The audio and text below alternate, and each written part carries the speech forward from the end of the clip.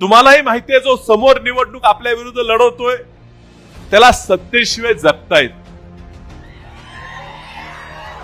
सत्तेचं एवढं हवस आहे की मी मागच्या वेळेस सांगितलं की स्वतःच्या पोराला सुद्धा बाजूला सारून माणूस पुढे आहे.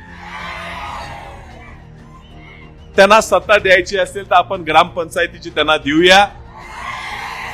आवी काका, तुम्हाला विनंती आहे की पुन्हा काय तुम्ही आता ग्रामपंचायत लढवू नका. तुमच्या बंधूंना तिथं सरपंच पदाची संधी द्यावी. पण ह्या विधानसभेत आर आबांचा मुलगा त्या ठिकाणी गेला पाहिजे.